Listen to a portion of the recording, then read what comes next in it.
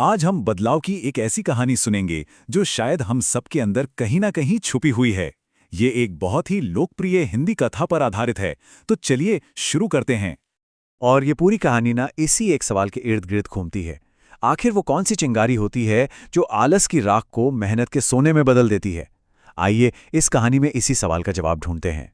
तो कहानी है एक शांत से गांव की, जहां रामदीन नाम का एक किसान अपने बेटे भानु के साथ रहता था।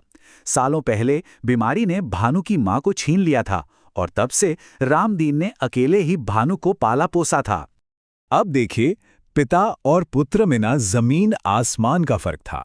एक तरफ था वो बीमार पिता जो अपने बेटे के भविष्य को लेकर दिन रात चिंता में घुलता रहता था, और दूसरी तरफ था भानु, जिसे सोने और आलस करने में आप कह सकते हैं महारत हासिल थी। इन शब्दों में एक पिता की बेबसी, उसकी लाचारी साफ सुनाई देती है ना? वो भानु से घर की जिम्मेदारी उठाने को कह रहे थे, लेकिन भानु को क्या लगा कि उसके पिता बस उसके सोने से नाराज हैं। दोनों के बीच कितनी दूरी थी, ये यहीं से पता चलता है। अब तक तो सब ठीक था, मतलब जैसा भी था चल रहा था।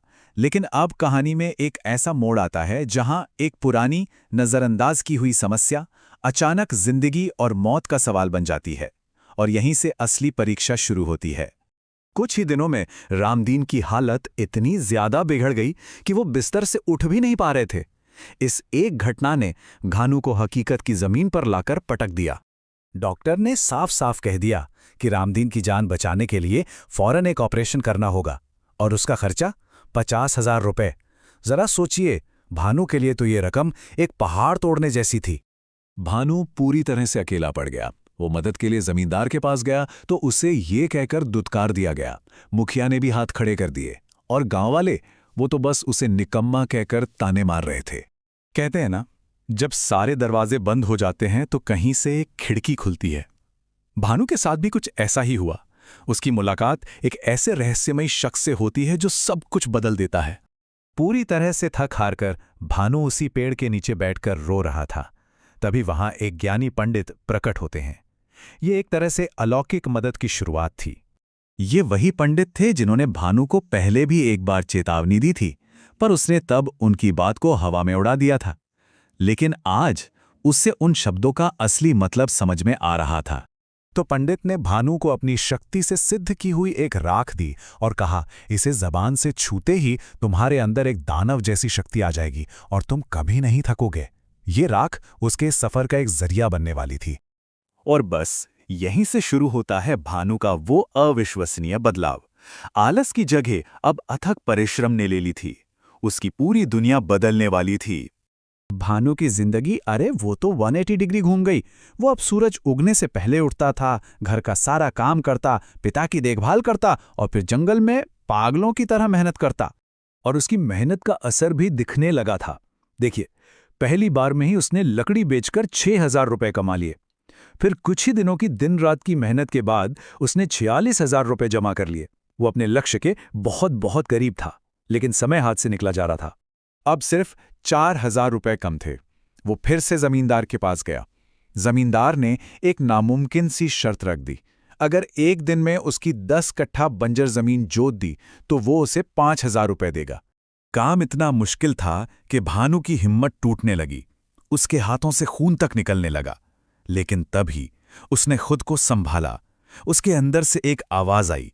यही वो पल था जहां उसकी इच्छा शक्ति की असली परीक्षा हुई, और उसने कर दिखाया। सच में उसने वो नामुमकिन काम कर दिखाया। सूर्यास्त तक पूरा खेत जुत चुका था। जमींदार ने उसे पैसे दिए और भानु ने कुल 51,000 रुपए जमा कर लिए। 1,000 रुपए ज्यादा। ये उसकी मेहनत का इनाम था। पैसे तो जमा हो गए, भानु की मेहनत रंग ले आई थी।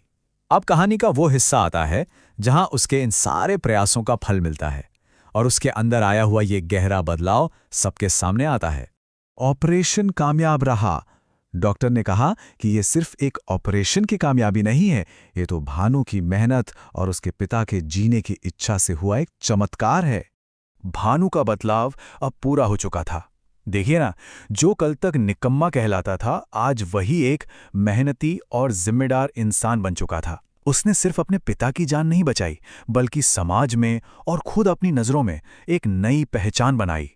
लेकिन कहानी के आखिर में ये सवाल तो उठता है कि भानु के अंदर ये अविश्वसनीय शक्ति, ये बदलाव आया कहाँ से? इसका असली स्रोत क्या था?